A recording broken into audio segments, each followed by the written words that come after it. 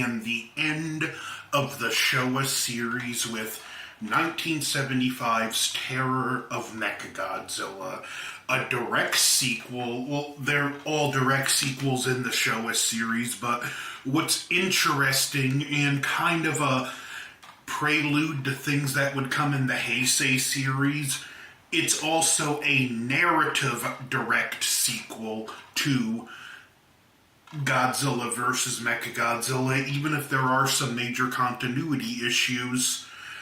Like they show in the beginning, the humans are looking for the remains of Mechagodzilla, but it's not at Okinawa, and then they get attacked by this new creature called Titanosaurus. Interpol is still investigating the aliens, especially after the last game. Why it's not some kind of international military task force, I'll never know, but our main character finds out about this scientist called Dr. Mifune. He ultimately meets up with her daughter, and we find out, to a plot twist that should surprise no one, Dr. Mifune is working with the aliens, and they have a way to control Titanosaurus. The plot for this one, I'll admit, even though I love this one, it does kind of seriously meander with the human stuff. It's not the most well written, and again, just someone explain to me why Interpol, of all organizations, is dealing with an alien invasion. Make it make sense. We have the same actor playing the alien commander this time, only as the film reveals later, they're not ape aliens, and in this they look like just, well, when one gets attacked later in the film and choked, he pulls the mask he has on off, and he just looks kind of like a burn victim underneath. I don't know. It narratively doesn't make sense. Maybe they're on this third planet from the black hole. There's two different races of aliens living together. Again, like I said, there's some strange continuity issues in this film. One thing that is interesting, too, with this one is it's another tag team battle, but it's Mechagodzilla and Titanosaurus versus Godzilla, so Godzilla is outnumbered. They do come up with some interesting things in this, like we find out that Professor Mifune, who doesn't he look like Dr. Wily from Mega Man? His daughter is a cyborg. Apparently she had an electrical accident years prior, and seconds after the accident, the aliens came out in full surgical garb to save her life. Yeah, coincidences happen every day. I believe in coincidences, however, I don't trust coincidences. We even get one scene that sets up something to come later where Mifune's kind of scoffing at Mechagodzilla and says it could never reach its full potential because it doesn't have a living brain. Yeah, about that, Doctor. You're not going to like what's going to come later. We see the Interpol guy and Katsura form a relationship, and eventually Mifune has enough, and he just turns Titanosaurus loose and attacks the city. And at this point, we have a point where some of our characters are chasing Katsura and this other guy, and we have these weird scenes where the last time I reviewed this, I gave this effect by pausing the screen, removing my hand, then turning it back on, but this time I can add clips. And as you can see, there's scenes where she's hiding behind something or getting to the edge of frame, and we don't see her move out of frame or behind whatever.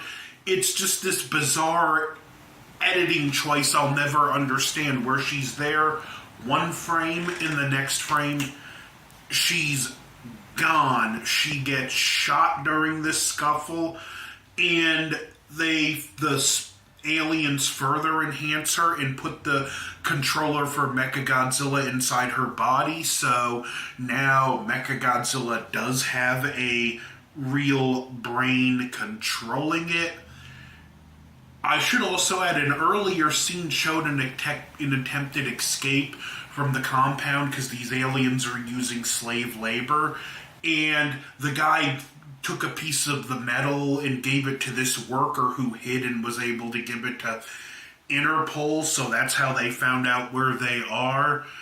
Godzilla does show up during the Titanosaurus attack, and where previously we had probably his weirdest appearance in a movie to date, if not ever. This time we have one of his best appearances. It's at nighttime. You see his silhouette. Titanosaurus gets hit by the heat ray, and then the music starts. So this, again, it's one of the best introduction scenes to Godzilla in any of the movies. It was also established earlier in the second submarine attack, because some other characters went in the sub that they were attacked by Titanosaurus, that through an accident Titanosaurus is weak to supersonic sounds, so they deliver, or ultrasonic, they make a device and mount it on a helicopter that can use those sounds on Titanosaurus. The next day they send Mechagodzilla and Titanosaurus loose, and although it's technically the same Mechagodzilla, there are a few aesthetic differences to this Mechagodzilla. Like, if you look at the hands, they're a little different, and the missiles are more aggressive looking in this film. And we just have some nice destruction scenes. One of my favorite shots in the movie, Mechagodzilla's in a urban district, and he shoots his missiles. They hit the streets, like drill in and explode, and like the whole street just sort of caves into one big sinkhole. Godzilla shows up after Titanosaurus chases down and presumably stomps on a couple of stupid kids who should have been running instead of trying to get a good look at the monsters, and the fight begins. And I gotta say, this is one film where if it was not for human intervention, Godzilla would have absolutely been killed. The duo of Titanosaurus and Mechagodzilla is just way too much for Godzilla to handle by himself. He gets in a few good moments of offense here and there, but their combined beatdown, Godzilla can't build up steam for long. They even literally bury him with Titanosaurus jumping up and down on his grave. So, yeah, this is a particularly, rough fight for Godzilla, but it's one of the most memorable things. It should also be noted, in this one, Godzilla is played, I'm not going to attempt butchering his name, but the suit actor that played Godzilla was also, I believe, Ultraman Leo. So, fun little twist there, and I think Titanosaurus or Mechagodzilla, one of those two was another Ultraman actor, so you actually had two Ultraman actors squaring off in this movie. Eventually, the helicopter shows up, but before that, I want to talk about another, weird scene in the film. There's an earlier scene where they send the planes in to attack Titanosaurus, and Titanosaurus jumps up towards the plane, and rather than banking and dodging, the idiots crash right into him. Yeah, pilot school really paid off there.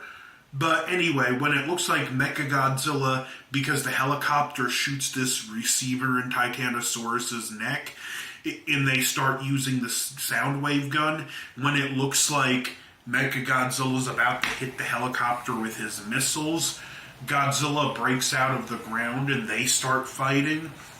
And it's just at this point, it's kind of all out. Titanosaurus can't do nothing. He's in extreme pain. Godzilla is wailing on MECHAGODZILLA. We have drama going on in the alien base.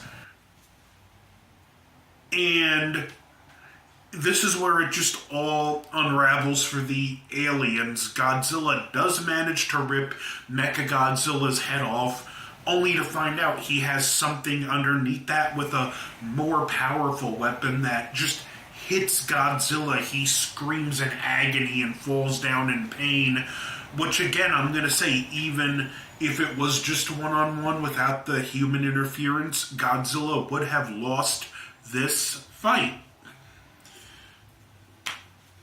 So we do have the base drama. The aliens do escape, but they get taken care of. The Interpol agent and Katsura get out, and there is a nice monologue where she does get shot, and she's explaining, I'm not really human, I'm a cyborg, and someone else shoots her. They get her out, and she does explain, the controller to MECHAGODZILLA is inside me. You have to shoot and kill me to destroy MECHAGODZILLA, and he won't do it, so she takes the gun and actually shoots herself to destroy the computer, and MECHAGODZILLA just stops functioning so Godzilla can destroy him. Which again, like, I hate to be a broken record, but Godzilla only won because of the human interference in this movie. But you know what? I don't mind it. It's actually nice the humans get to do something critical for the plot.